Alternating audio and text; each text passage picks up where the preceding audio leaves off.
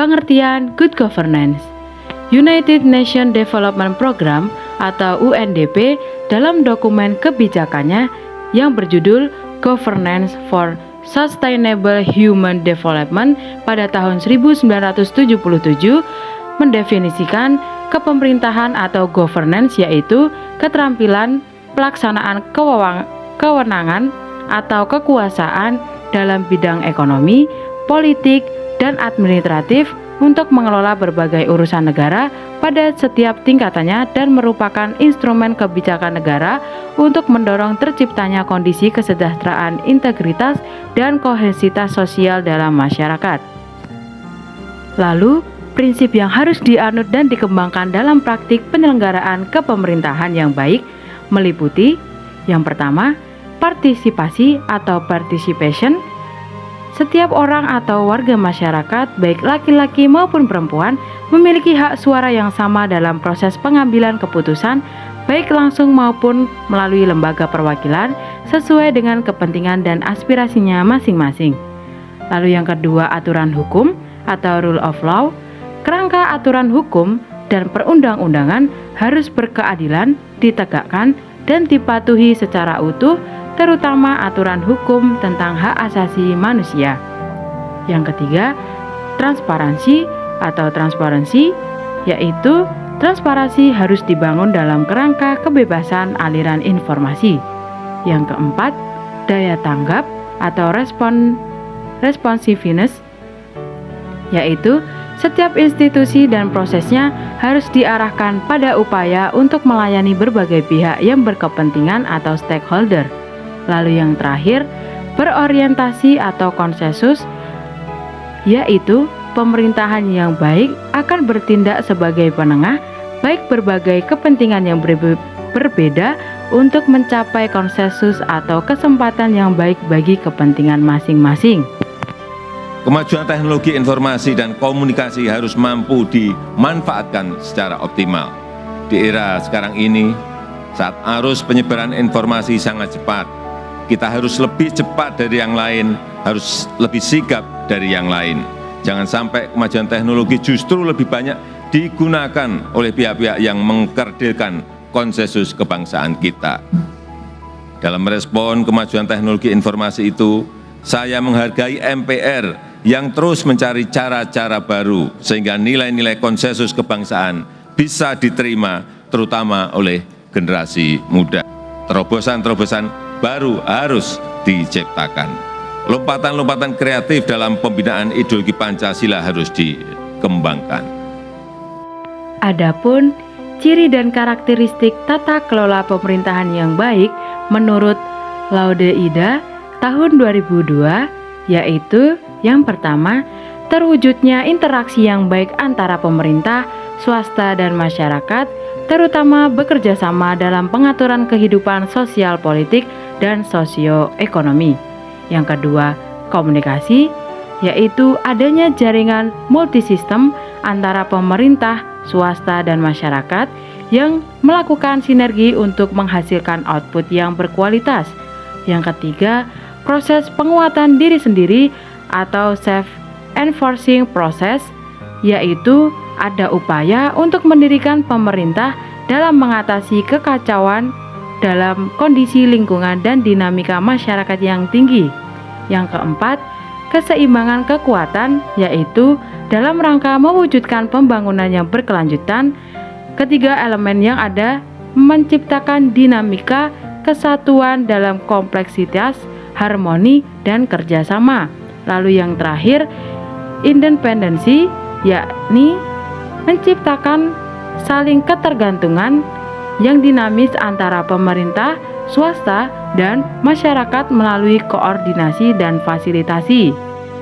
Untuk yang selanjutnya, struktur pemerintahan meliputi hubungan antara pemerintah dengan pasar, hubungan antara pemerintah dengan rakyatnya, hubungan antara pemerintah dengan organisasi kemasyarakatan, hubungan antara pejabat-pejabat yang dipilih dan pejabat-pejabat yang diangkat, lalu hubungan antara lembaga pemerintahan daerah dengan penduduk perkotaan dan perdesaan, hubungan antara legislatif dan eksekutif, Dan yang terakhir, hubungan pemerintah nasional dengan lembaga-lembaga internasional.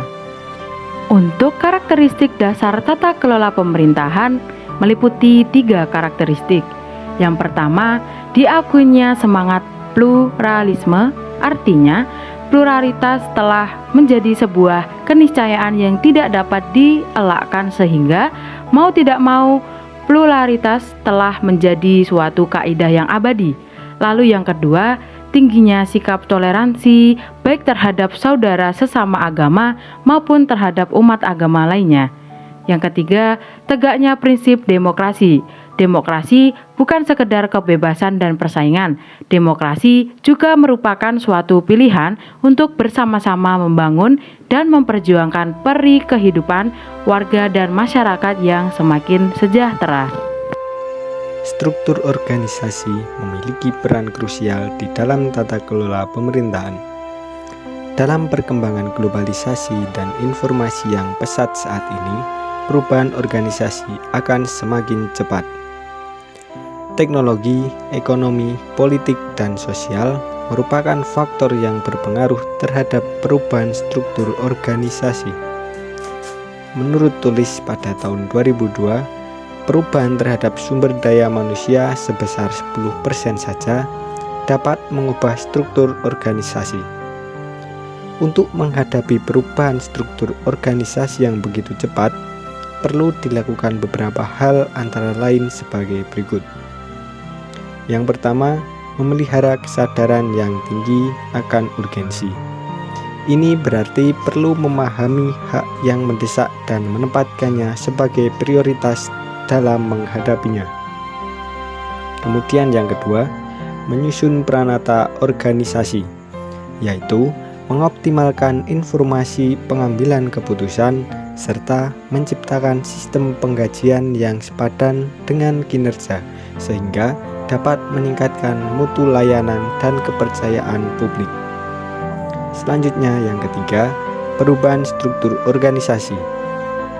Perlu dilakukan analisis biaya dan manfaat terhadap pengaruh pelayanan publik terhadap organisasi melalui perubahan yang bersifat strategis. Perubahan struktur organisasi mencakup 3 unsur sebagai determinan, yaitu yang pertama, sistem pendapatan wewenang, tugas pokok, fungsi, dan tanggung jawab. Kemudian yang kedua, sistem balas jasa yang sepadan, dan yang ketiga, sistem evaluasi indikator atau pengukuran kinerja untuk individu dan unit organisasi. Dalam manajemen perubahan, sesuai dengan pertimbangan TAP MPR RI nomor 2/MPR/1999, masalah krisis multidimensi yang melanda negara Indonesia merupakan penghambat perwujudan cita-cita dan tujuan nasional. Manajemen perubahan diperlukan sebagai langkah penyelamatan, pemulihan, pemantapan, dan pengembangan pembangunan serta penguatan kepercayaan diri. Dalam manajemen perubahan, terdapat faktor penyebab gagalnya perubahan, antara lain terlalu cepat puas, teamwork yang gagal, merumuskan visi misi dan program dengan kurang tepat, gagal menciptakan harapan sukses kepada seluruh anggota organisasi, menganggap perubahan sudah selesai dan hanya sekali memerlukan perubahan, serta tidak bisa mengubah simbol, nilai, sikap, norma organisasi dari yang lama menjadi budaya yang baru dalam organisasi. Adapun faktor keberhasilan dalam perubahan manajemen adalah sebagai berikut: menetapkan strategi, pentingnya dan tahapan perubahan, kemudian mengembangkan semangat kerja sama tim yang tinggi, kemudian mengembangkan strategi komunikasi untuk menyampaikan visi, misi, program perubahan sehingga anggota dapat termotivasi serta memberdayakan setiap anggota organisasi sesuai dengan kompetensi, minat, dan bakat. Adapun ciri dan unsur penting dalam tata pemerintahan adalah sebagai berikut.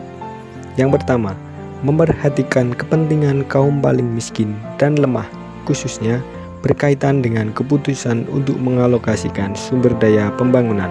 Yang kedua, prioritas politik, sosial, dan ekonomi dibangun di atas dasar konsensus.